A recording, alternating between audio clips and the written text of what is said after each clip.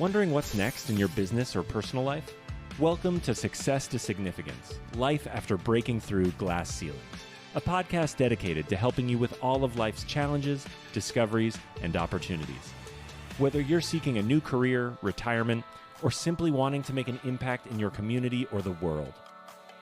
Join Jen Du Plessis and her guests as they explore how to start, what to do when you're in the thick of a change or growth, and how to leave a mark in this world after breaking through your next achievement. You are moments away from the aha you've been seeking. Well, hello there and welcome to this episode. I am delighted to have you here with us today, and I appreciate you taking time out of your busy day to spend time with us. Today, my guest is a dear friend of mine, Lady Dr. Hoa Nguyen, and we're both ladies. We were knighted in the same class. I think that's what they're calling us now. We're the class of Chicago in 2023, I guess, is what they're calling us. I don't know what it is, but we were knighted together. But before that, we actually knew each other from another person, Bill Walsh, who's been on this show as well. And Hoa has been on my television show, Tell Me I Can't, as well. So we've done quite a few things together. We still have one more thing we need to do together, which I know I've missed the opportunity this month because I've just been too busy moving, moving and shaking, literally moving. And but we're going to have the opportunity to work together soon. I can't wait for that. But let me tell you a little bit about Hoa. She is a optometrist. First and foremost, I can't wait for you to tell everybody how you and Jaime met. She's an accredited real estate investor and syndicator, and she's an author as well. Have you been in one of the Impact books? I can't remember if you have. My Impact books. No, not yet. Okay, I didn't think so. Okay, well, I'm not doing another, so don't worry. It's not even in that yet. But she's going to tell her story about how she took her career and created a lifestyle through real estate investing. And that's what we're going to be talking about. But there are stories that she has about cracking through and breaking through glass ceilings. She and her husband manage and own and co-own millions of dollars worth of multifamilies. They manage them, and they have a couple of practices in the Dallas area. So with that said, welcome to the show, Lady Hoa. How are you? So much, Lady Jen. How are you? I'm great. We love talking. You know, we got to the point where we were chatting in the green room and then realized, well, maybe we should actually do the podcast here. So let's get started with your story, because I think your story is so powerful on how, you came to the United States. So share a little bit about that story first so we can learn about you. Yeah, first and foremost, thank you for having me on to even share my story. But my parents, Vietnamese, fled after the war. My dad was actually one who had a boat. And so I was born in the refugee camp in the Philippines. And I came to the U.S. when I was about 8.5 years old, family of 5. I have 2 older brothers. And so we moved around a lot, so when we came to the U.S., you hear about the American dream. Right. And so we were just seeking freedom. When you flee from a country of war, you come with nothing. And so but knowing that the opportunities are here. And so, even though we've had a lot of financial hardships, I moved around 13 schools before I settled in New Orleans. And I was in the 5th grade by that time. And so when people ask me, where are you from? It's always hard for me to answer. I'm like, well, should I just say New Orleans? Because that's technically where I grew up a little bit. Right. But I moved around so much, so it's hard to really answer that question. But I usually just say, I grew up, majority of my life is New Orleans. But really, I've moved around so much. And coming from, but what's really good about that is it gives you so much perspective when you come from different countries. And then different cultures in different cities, and you like people, right? You get used to different circumstances, and you have a whole new lens and view of the world. And so very grateful that those, we call it the gift of poverty, because of those challenging times. I really wanted to do well. And when my dad passed away, my mom's single mom, So I really had at a young age, like that drive. I started working by age 10. I'm not new to the workforce and entrepreneurial world. And so I was a young entrepreneur with my mom, especially after my dad passed so young. And so I was always out there cooking and, we joke about, doing nails. The last time I was on your TV show and we were talking about nails and stuff like that. And I joke about it because most people are like, they associate Vietnamese people with doing nails. And I'm like, I actually have done that. I've been in the restaurant industry. I'm actually licensed manicurist and everything. So my mom goes, in case school doesn't work out, I have a skill set, right? So I can do nails too. Yeah, you're a jack of all trades, right? You got it. Yeah, and I love that. And I know we had so much fun with that. And I forget that we did that, but I know that's really planted a seed in you. And I hope it's not offensive, but it was funny. We've had some fun with it. My daughter still hasn't done it for you yet, but I can't wait till she does it. But little inside joke going on there. Yeah. And you know what, I think, we talked about this on Tell Me I Can't when you were on the show, is that perseverance, right? And the drive, to be so much more than, what is stereotypical for women, stereotypical for immigrant, and to be so much more. So tell us a little bit about what led you to want to become an optometrist. So when I was in college, I had 3 jobs. I was actually working part-time with my mom at the restaurant, taking 21 credit hours. And then I also worked at an optical. My friend was working at an optical and she said, hey, we're in need of help. Could you come in and be an optometric assistant and help pre-test with the doctor? And so that was one of my 3 jobs.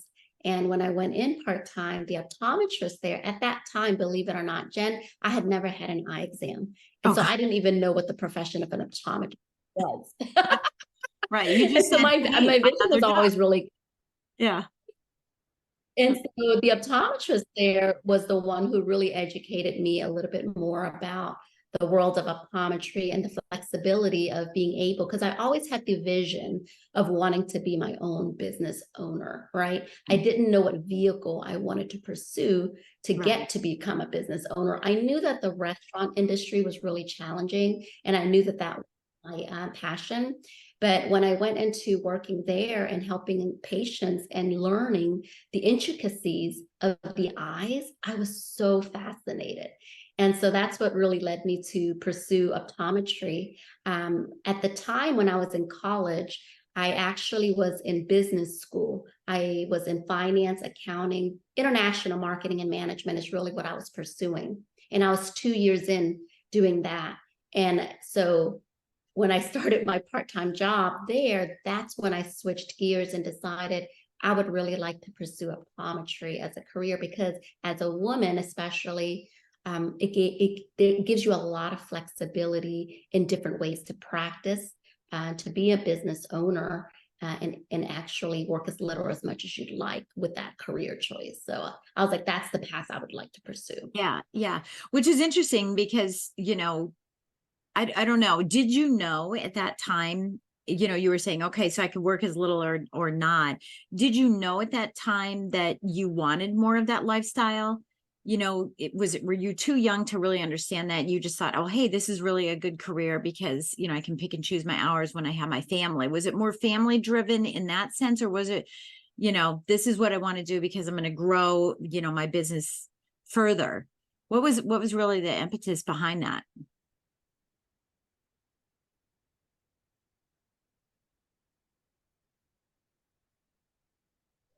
It was multifaceted, because for me at the time, coming from such, working where I used to work 80 to 100 hours, right, with my mom, right? When I was in school, I would work less because I would be going to school. But my mom, that was typical. We were open 7 days a week. There are no vacations. There are no breaks. We would only close on the major holidays. But the rest of the time we work, and it's long, long hours. And so, we don't have quality time. It's all we knew was work. We eat and breathe work, right? And so there's not true quality time. There is no time with family. And I was like, I can't imagine living my whole life, even if I were to pursue the American dream and have money, to not be able to enjoy it, never to go vacation, never to have quality family time, and always be stressed about finances, right? Yeah. And that's how I grew up. When my dad passed away, my mom got into abusive relationship. And I remember the guy, she was with, and it's almost 2 years where he was threatening us. And I never wanted to be in that position. I never wanted my mom to be in that position again when I stood up to him. And, and I was like, that was my driver. I was like, financial freedom and time freedom. I wanted that at a very, very young age because I didn't have it. And so I was like, I knew that I was good in school. And so academia was my driver. I was like, if that's a vehicle that I can utilize in order to create something, I wanted to retire my mom. That was my number one goal at the time, was as soon as I start working, I'm going to retire my mom and retire. At the time, that was kind of the driving force on the financial side. I didn't care if I was rich. I just wanted to be financially independent, where I didn't have to depend on anyone and be able to take care of my mom. And, your whys change through your journey of life. Of course. But at a young age, that was my driving force. And I wanted to have time, because I was like, I want to take my mom on vacation. I want to go on, and when I have my own family, I want my daughter to have time with me. I don't want to be like, our parents did the best they could, but we didn't have that quality time. Like, my dad passed away at 43 years old, working all his life, never being able to enjoy the fruits of his labor. And, I was like, I don't want to leave this world like that. I want to create a bigger impact, and I want to be able to enjoy my life. Right. And so that was kind of early on. I had that, like, people are like, what did you use? I didn't have mentors and stuff, but my mom was a mentor to me. But I read Man's Search for Meaning in the 5th grade. Like, what child reads Man's Search for Meaning? But those were the types of books I was reading that really gave me perspective, right? Mm-hmm. Yeah, that pushed you on. Oh gosh, I can't believe I'm going to ask you this question, but are you 43 yet? I don't think you are.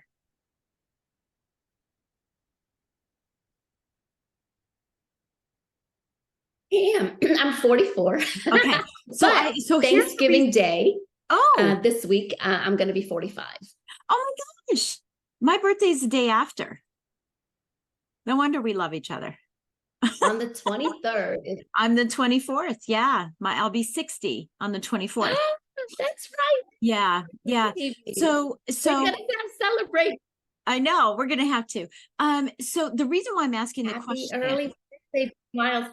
The reason why I'm asking the question is, when you turn 43, or let's just say when you turn 44, right? And you had exceeded your father's age, how did that impact you? Oh, it was huge. I was just going back this past weekend to my mom's house and celebrating her 76th birthday. Oh, and my mom's been in that home for 30 years. And it was the home that my dad wanted. It was our first home we ever owned in America. And she still lives in that home because my dad passed away in that home. Reflect back and think, man, my dad passed away when he was only 43 years old in this home. And this was the home that he picked out, and he wanted us, and he lived 12 days in that home before he passed. Oh gosh. When he first bought it. And it brought back a lot of memories. And but he lived, even though he didn't have a financial life that was abundant, he had a very abundant life as far as impacting people. Right. And so those memories, he was always such a kind soul. And so I was like, so in my world, he still lived a rich life, not a financial rich life, but an impactful life. You know? And so I'm very proud of my dad, proud of who he is, and the things that he taught us. And I think that's the biggest thing he could have left us as a legacy, is the kindness and love for people. Right. You've had a lot of glass ceilings as you're talking. These are ceilings that you've pass through. And for those of you that are listening on Mortgage Lending Mastery, we're double dipping this podcast into both Success to Significance and Mortgage Lending Mastery. but you've had these ceilings. And so you had a ceiling of, going to college and becoming an optometrist. Then you had your first practice, you met your husband. So tell everybody real quick how you met your husband, and then we'll dive into, about your business together. But how quickly, because I mean, I will never have LASIK surgery because I don't like people touching my eyeballs. I don't like me touching my eyeballs. I don't wear contacts. I don't need to, thank God. But, so tell everybody get ready. Jaime and I met in Houston when I was going to optometry school, and he was my lab partner.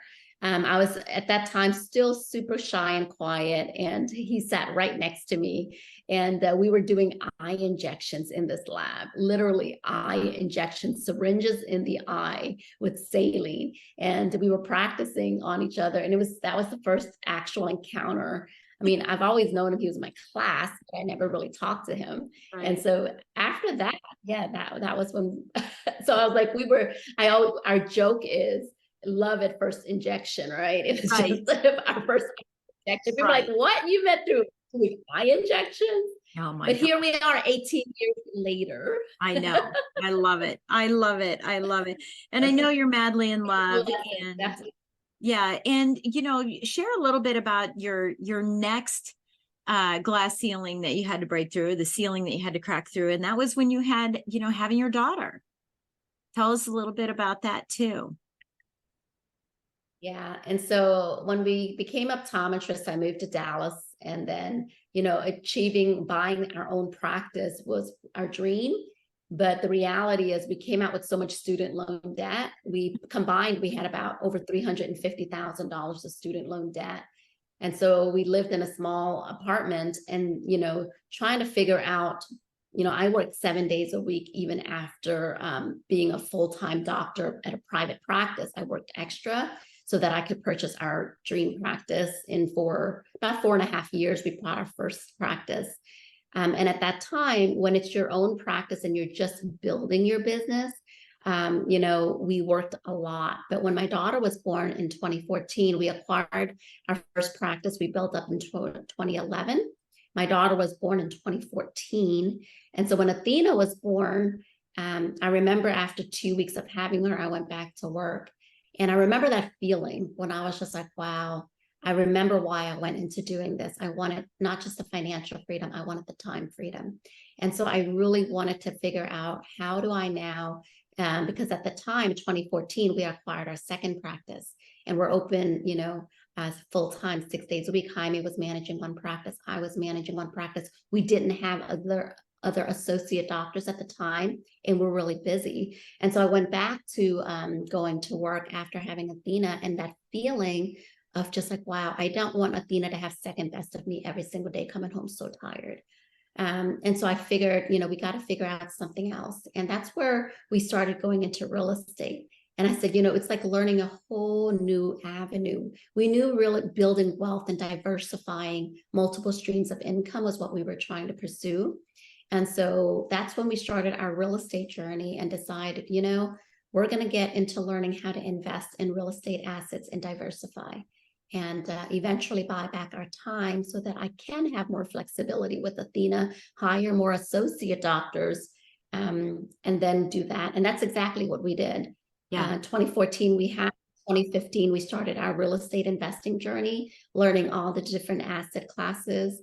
And it's kind of like a second education. It's like beyond going to college, like you're investing time into a whole new avenue of learning and surrounding yourself with people who are in the space. But that's the second glass ceiling, was breaking the real estate barrier, where eventually I was able to get to only working a few days a week, hiring one associate doctor, 2 associate, 3, 4. And so now I can go in at leisure if I want to, right? I practice because I want to, not because I have to anymore. Yeah. But it took time to build that, to have my real estate income, be able to hire more associate doctors, to be able to now just do all the things we love to do and travel and be able to do other things that we love. And Athena is part of that. Yeah. Oh, I know she's with you everywhere. Yeah, she's with you everywhere. Are you homeschooling her?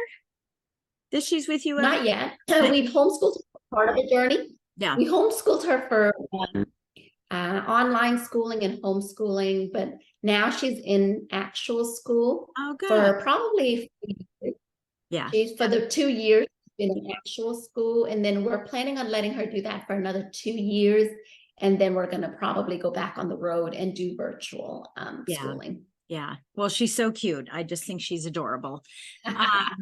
I do. I think she's wonderful. Yeah. So let's talk about your real estate. Actually, the glass ceiling I was talking about was actually trying to have Athena, but we don't have to go there. We're good. Oh, yeah. Yeah. Cause that was a whole other glass ceiling as well. But That was a whole other glass. yeah. Oh gosh. Yeah. That was another thing you had to push through, and that was probably very, very painful. Let's talk about your real estate, the investing piece of it. What was the first, well, let's talk about, we will get to a point where we can talk about, the various, assets that you are investing in. I know you do a lot of multifamily syndication now. That's the primary thing that I hear from you, but did you buy property for rent and hold? Were you doing flips? Did you do wholesaling? Did you do tax liens? Were you holding notes? Where was this path that led you to multifamily that you're now most focused on? So when I first started, it actually didn't start in US. I actually started in Belize. I was going on there for my first vacation and girls trip, and I fell in love with the island in Belize. And so my first real estate asset is I bought land in Belize, and then I built from ground up my home that I Airbnb currently. Yeah. And that's a legacy asset. I'll use that as a vacation home so we can go enjoy it every few months, and then also rent it out. Yeah. And then after that, I did a hotel syndication. That was my first introduction to the world of syndication. And it was a resort. Yeah. And you were an investor in that. You did not manage it. You were the investor, correct? The hotel, I was the investor. The land and the home I built from ground up, Right. and that was all mine. I don't have investors on Yes. that. Right. The hotel, other investors, right? But that was the world of syndication. And then I started just buying more land, beachfront property land that I still hold, long-term hold, that I haven't developed out yet. That's to be where we were going to plan to retire. And so my beachfront lot, I'm going to build out in the future. But what I found out was I was tying up a lot of my money in Belize, where I didn't have other investors with us in those projects. The hotel was something that we were a passive investor in somebody else's, right? Yeah. But I learned about syndication. And then when I learned about multifamily syndication and the other kind of the benefits of multifamily that I wasn't achieving with my Belize properties, I decided to kind of heavily focus on multifamily syndications in markets in the US, and partner with people doing that. And that really catapulted our career a lot faster. Yeah. Yeah. Because you could, and now you're a partner in, and I know some of these you run, right? You're running some of them, and you're still a passive investor in all of them, but some of them you've taken the lead role and you're the partner in, the managing partner. And so now your total investments are a little over 350 million in properties as a whole. How many? I'm actually over 650 million now. Oh, now it's 650. Okay, your bio needs to be updated. Yeah. Yeah, and I think I think that that's a great way to go. So what has been, give me one or two, because I mean I know what these are, I invest in them as well, but give us one or two benefits to investing in multifamily syndication, and then one or two pitfalls for the novice person who's going to be coming into this. Yeah, whether you're, with the multifamily syndication space, whether you're a passive investor or you're the general partner who's actively doing the work, the nice thing about that is you have the taxation side, the tax beneficiation, because there's a cost segregation study that gets done on all of these large assets that makes sense on a large multifamily unit. And so you get these accelerated bonus depreciations that you can utilize on And so that's one factor. And then the resiliency of these asset classes, if they're in prime markets and underwritten conservatively, and they're strong operators through down markets, single family can be impacted a bit more, whereas multifamily, the demand and supply. And so people need to rent when they can't. A lot with interest rates and everything going up, it's harder for people to own homes. And so the rental market is a great way. And I like the fact that you're able to create win-win strategies, and you're not, you don't have to be a slumlord, where you can actually build communities where it's still affordable living for residents. And then they get to have activities. They have a nice place to live. And so we don't do this like high crime neighborhoods. And so the type of assets we invest in are more prime markets. And so they're nice school districts, they're low crime. And so those type of assets, for me, it's more resilient and it's less of a risk factor for me. So it kind of that, I like that more. And in addition to all the real estate assets for like appreciation, cash flow that you can get in other assets as well. But that's kind of the added barrier I like. The added benefit I like with the multifamily is that the taxation benefit side, and also the resiliency of less volatility in the market, whether it's COVID, whether it's recession time, as long as you in the right market with strong operators. That's been my experience so far. Well, and the pitfalls. Oh, go ahead. Go ahead. So the pitfalls with these asset classes is, the hold is a little longer and your money's not liquid, right? And so sometimes your money can be in there for 3 to 5 years. So it's not like you can just sell a home if you want to pull the money out, or if it's not performing or something, you can just pull the money out. The strategy, you have to wait till a refinance, or you have to wait until a selling exit strategy. So the money being tied up, and usually most of these syndications start at about $50,000. And so that money's kind of tied to the project until it's sold or refinanced out to get a portion of that back. And so the illiquidity is some of the things that I would say could be a pitfall or down, but you just have to be patient. Yeah. And I think the other thing, I mean, look at it, if people are investing, they tend to be in it for the long haul. I mean, if we're all going to financial planners, they're saying, oh, but let me show you the 30-year graph. You just have to hold it for 30 years. So anyone who's thinking about that, and there are pitfalls to taking money out of that. You have tax benefit, your taxation and penalties depending on your age. Now I'm okay. I can take it out without a penalty. I still have to pay tax, but I don't have any money in stocks and 401ks and IRAs. I don't do any of that anymore. But because it doesn't make sense for me. But I think that one of the things that people have to understand also is that in my perspective, even though we're saying 3 to 5 years, your money's tied up, it is a short-term investment. And so you have that passive income for that 3 to 5 years. You better not be wasting the passive income. You better be reinvesting that passive income so that you ensure that when it refinances or sells, you have another asset to be able to pluck that into so that you can make it a long-term investment, and that you're always looking for those opportunities, and or that the income that you're receiving on a monthly or quarterly basis, depending on how any one multifamily syndication pays, that you're utilizing those funds to reinvest so that you do have consistent passive income. So to me, that's one pitfall sometimes, depending on your age bracket, right? To having a long-term rental, or holding a 30-year note on a mortgage, because you do have that.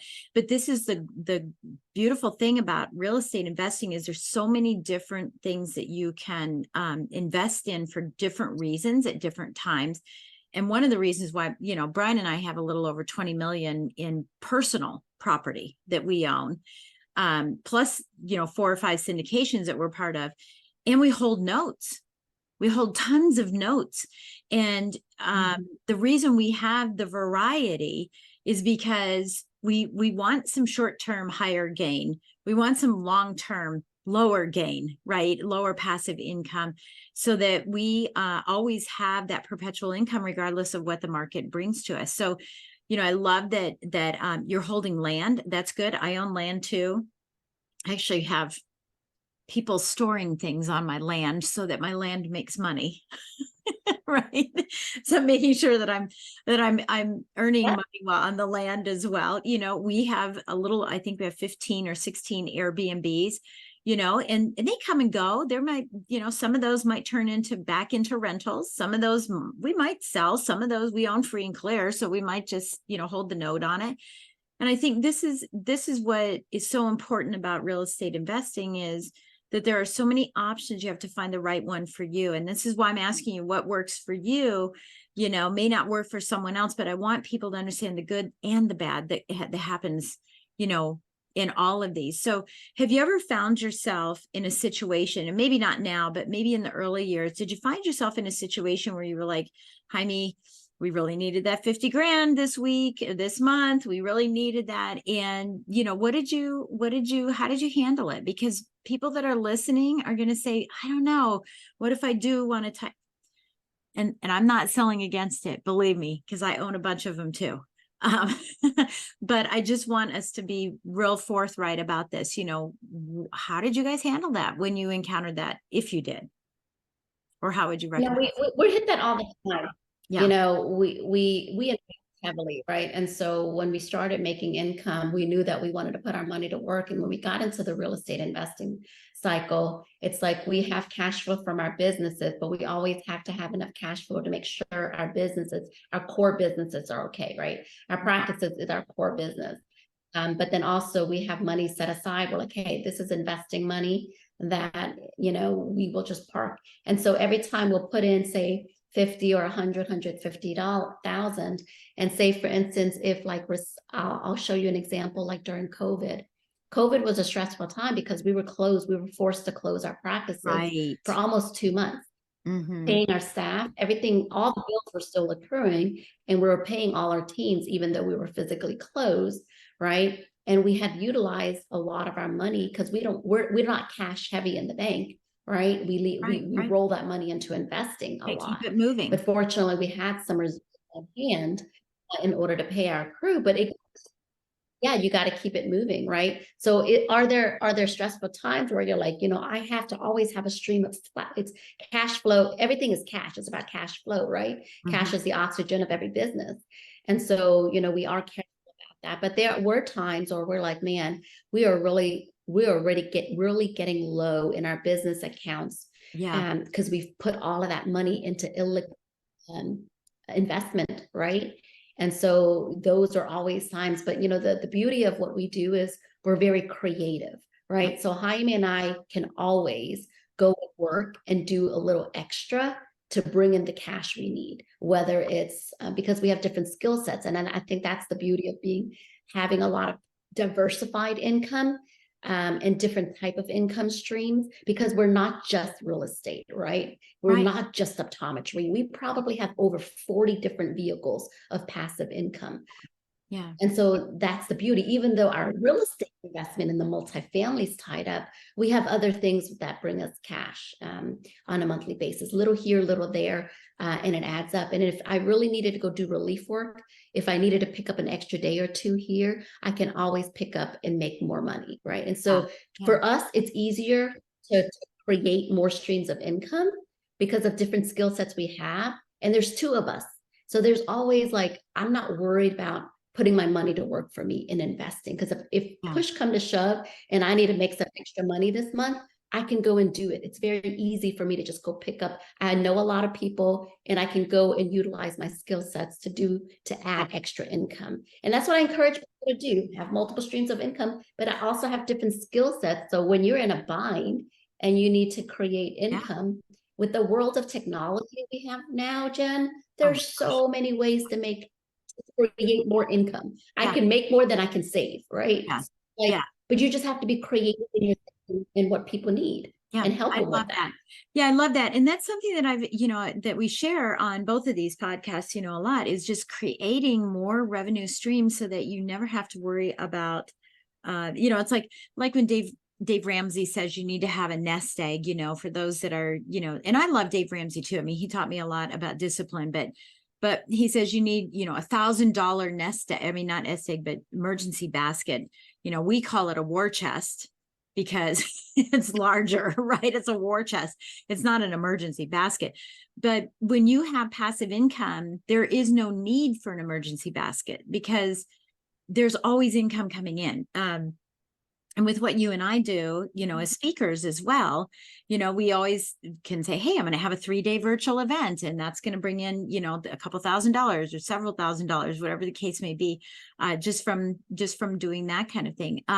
Okay. So, the key is, if you have cash and you want to invest in multifamily, just don't spend all the cash in the multifamily. Keep some out for the rainy day for yourself if you don't have multiple streams or skills to be able to bring extra income in aside from your JOB or from what's coming in from the multifamily. So I love that. I love that strategy. I want to ask you this. When you invest in something, are you investing cash or are you investing through another vehicle, such as whole life?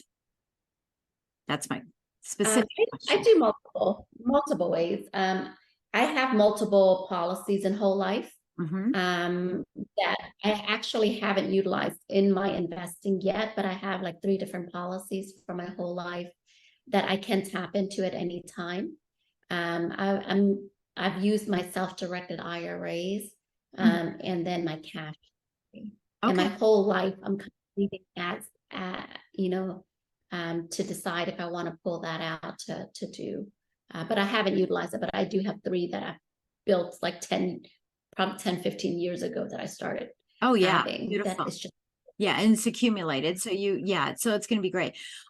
So, self-directed IRAs, they have sometimes a negative connotation. What have you discovered in self-directed IRAs that someone listening and said, I heard about this. Should I liquidate my 401k, my Roth IRA, and, Roth, you could maybe use it, but, if I wanted to liquidate my 401k that I've had my job forever, take the hit now, move it over into a self-directed. What are some of the pitfalls you've learned? And we can preface this by, I know you're not a licensed financial planner, you're not giving financial advice, but what has your experience been with the use of self-directed IRAs?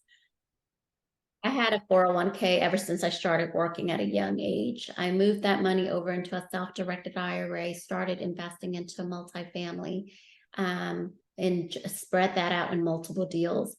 And the return of investment was, they were averaging at the time 25 to 30% that I was getting return, especially because we sold them in up markets.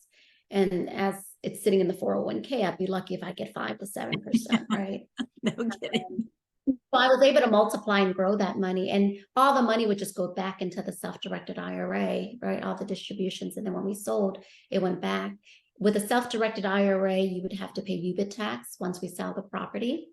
But if you put it over to an EQRP, then you don't have to pay the UBIT. And so I didn't learn about EQRP until after I had already invested in self-directed IRAs. Boy, yeah. And I didn't know that until after, just, more recently doing the EQRP vehicle. Yeah. But the hit I would take, it doesn't matter on the taxation and stuff, because to have that type of, I know that in the real estate space, my money is being, it can work so much better than it's been sitting there in the 401k. And so, no question. Even for one with of the penalties, even with any penalties, but plus you also have your, accelerated depreciation that you're getting. And we're not only talking about passive income or distributions, we're talking about equity growth as well, that you get to share in. And so, all of that. You don't pay a penalty when you convert it from a 401k to a self-directed IRA. You're not getting a penalty if you withdraw cash. Yeah. No, I know that. Yeah, I'm talking about the equity that you have in the multifamily, as well. So let's talk about EQRPs, because I've been using those for quite some time myself. I was so lucky. I met some guy. Matter of fact, he was on one of my podcasts years ago, probably on Mortgage Lending Mastery, on the podcast. And I was like, what the heck is this thing? Right. I probably learned about it 10 years ago. So let's talk about this for just a minute, because this is something, in fact, I have a book on this. that I should recommend too, about somebody who wrote a book on this.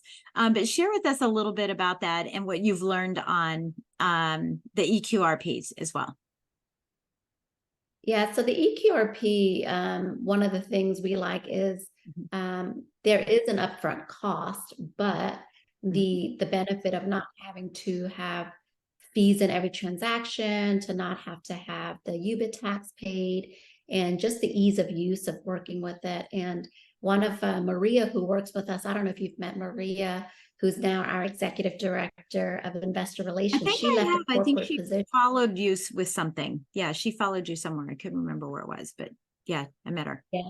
I think the WOII event, we were together in Yes. Arizona, where you met her. Yeah. And you know, she's a perfect example of moving her money from her 401k. When she left her corporate position to join our team, she decided she wanted to start investing in real estate. And so she did, as you know, she went through the whole experience with Damien Lupo and his team to converting it and streamlining the process. She invested into multifamily 50,000. And that was kind of, and I found that I didn't know about that vehicle before, but you know, that you can, and there's less limitations on what you can do with the EQRP. I haven't personally converted over because all of my funds that I went over to the self-directed are still in the self-directed. I probably in the future will move over to EQRP. Yeah. So you probably will know a little EQRP. Yeah, that's okay. Yeah. So EQRP is an enhanced qualified retirement plan. And so it's for people that are making 250,000 or more. That's one of the critical things to know about this too, is that it's a way for, you know, because you hit a certain plateau or a height in income, and now it's a law of diminishing return. There's so much taxation that you can't, it's the growth issue that starts happening. And this is why this is such a really, really good avenue for people who are making, you know, a really good high level of money or of income. And so I think that's one thing, you know, with that I really like too. I love that you said that, because I had forgotten about that. We have one of them, but I don't really see, like with you, it's just sitting there, right? I have it, it's sitting there. I've got some cash in there, but I don't typically use it. I focus more on whole life investing because I like earning income while I'm spending income or spending my cash, you know, I like double earning. Right. And I found that that's been a really good vehicle for us. You know, but I think this is what we're talking about here, is there are so many ways to skin this cat. It's a matter of deciding to make the decision to invest rather than letting your money sit in the bank and letting the bank earn the money, or letting your money sit in, gosh, I don't even know what the vehicles are in a mutual fund, right? A mutual fund. You know, we just sold. When you asked me earlier, Jen, the whole life, you know, when you talk about like if I'm in a jam. So in my mind, if I'm in a jam, I can always go borrow against my whole life. Right? And your in your EQRP, because it's a checking account for whatever you want. I mean, the great thing about whole life is that I can use that money for anything I want. I don't have to ask anybody. I don't have to tell anybody what it's for. I just use it for wherever I want. I can use it to go on a cruise if I want to use it to go on a cruise. And so that, you know, it's exponentially growing while I have the same funds growing in a syndication. You know, the same funds are growing in a syndication, and they're also growing in that whole life policy. So, you know, if I need something, I can pull, you know, right from it. And, you know, and that's what I love about it. And if I want to pay it back, I can. And if I don't have to. We always do. But so my kid, you know, if there's $1 million policy and I took out 50,000 and I decide not to pay it back, my kids will get 950,000. That's all it is. They just won't get the full million, right? If I decided not to pay it back. So that's what I love about it too, but it's still growing exponentially. Yeah. It's still growing. And that's what I love about it. So, well, and you're guaranteed to inherit that money when you pass. Well, that's the thing. They're guaranteed to have it. And, you know, if there's enough money. Yeah. That's what I love about it. And, you know, with all the grandkids, we started policies for them. Every one of them have policies as well. And so we're growing those exponentially. And by the time they're 18, they'll be able to pay for all their college education, their wedding, their house down payment, whatever it is that they want to do. I love And all, and it's better because you're younger and you have because time. a lot of these whole life policies, you have to have good health, right? And so it's better the younger you are, the timing is so critical. And Yeah. people don't realize that. People think it's just life insurance, but there's a whole many other vehicles that you can utilize with it. But Well, you just have to and structure it right, right? And you just yeah, have to have someone and I think, who can yeah, I mean, to your point, here I am turning 60. I just took out another policy, just 3 or 4 weeks ago before I turned 60. I just wanted one right before that, right? And I'm healthy, so I can get them. My husband's not eligible for any more life insurance. He has a small life insurance policy, whoop-de-doo, like less than 300, I think it's 300,000. I have $7 million policies. And now with this one, I have 7 of them. But the thing is, if anything happens to me, my family's taken care of. If anything happens to my husband, I'm taken care of because I have it all, right? I have it in my name. Because of his health issues, he just can't get it. But, yeah, the sooner you can get him, the better. My daughter just got one. Her husband just got one. They're 35 and 40. Yeah, the sooner you can get those, the better. And again, it's investing in I think most people think about, most people don't really think about that and the different ways you can utilize that. And it's all about education and getting to people who's utilizing it and putting it in real life action and maximizing and optimizing on it. Yeah, I think it's great. Well, I love what you're doing. I love that you're growing, all of these this wealth. And I know that you're giving back as well, and that you're, investing in people, and that's why both of us, we're able to be knighted, is because we do a lot of charity work. We do a lot of things that help other people as well. And, I just love that you're doing all that. And I love that you're sharing this with us, sharing all of your wisdom about this avenue. And so many times I've talked about on our podcast is, exploring the different options that are available to create wealth and to create different avenues, and that you can break through these glass ceilings. It doesn't matter what it is. There are many, many glass ceilings that all of us break through, but it's a matter of, I do love that you said educating, because that's the way to push through the fastest, rather than trying to get through something and get cut on the way. Educate yourself so you know what it's going to be like on the other side, and then explore it. So if someone wants to follow you, and I'm sure they all do, let's not even say if. So I know everybody wants to follow you. Where can they follow you?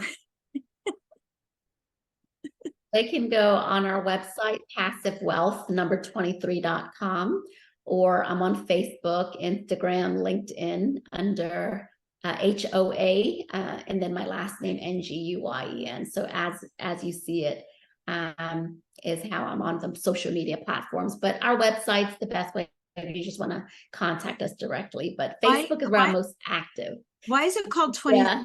Why is it Passive Wealth 23? Because I know your company is Black something. Blackstone. Yeah. It's not Blackstone. Black Steel. Yeah. Yeah. They can do Black Steel 23 as well. Either way directs to my main site.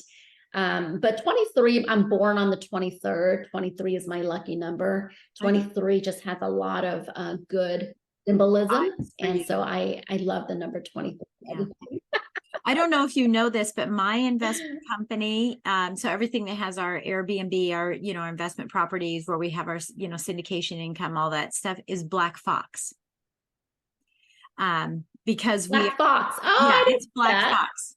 Yeah, because we're in hunt country in Virginia, right? This is fox hunting and all that stuff. And so I said, oh, we're going to call it Black Fox. So that's why it's called Black Fox. I love it. Ours is a Black Steel investment group. So it's, But we had rebranded. Originally, we were 2020 Platinum Capital. 2020 because we were doctors, right? Right. Oh, and then when COVID happened, negative connotation of 2020. Everyone's like, oh. I get it. That's cool. I love it. Well, I love you as well. So Hoa, thank you so much for being a guest on both of these shows. I really, really appreciate it. I love your insight. I love your wisdom. I love your path. You are definitely an example of resilience and creativity to achieve what you want, that American dream, right? For you, what it looks like for you. And I think it's important for others to know that their American dream or your American dream, when you're listening to this, is your dream, not someone else's, not what someone else thinks it is. So what if this resonated with you? Get in touch with Hoa, follow her. Maybe you want to invest with her. She's fantastic.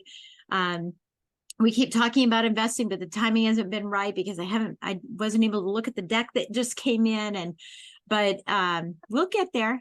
We're going to have an opportunity to work together. I can't wait. Yeah, I can't wait. I appreciate you having me on. Thank you so much, everyone. Thank you so much. And I look forward to seeing you shortly. I hope I'm going to be seeing you soon. I don't know when, but hopefully we'll be seeing each other again. And for you listening, thank you so much for taking time out of your busy day.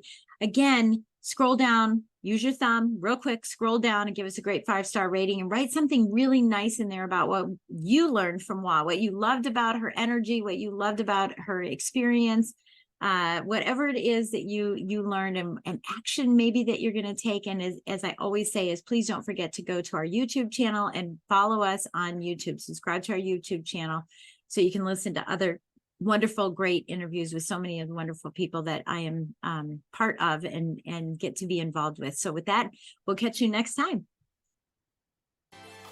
You've been listening to Success to Significance with Jen Du Plessis, the #1 podcast for people wanting to give more value and make an impact. Loved this episode? Be sure to subscribe right now at www.jenduplessis.com/S2S for more stories, strategies, and thoughts to help you gain significance and success. And if you like what we're doing, don't forget to give us a rating and review so we can continue to bring you the best content possible. Join us next week for another breakthrough episode. Thank you for listening.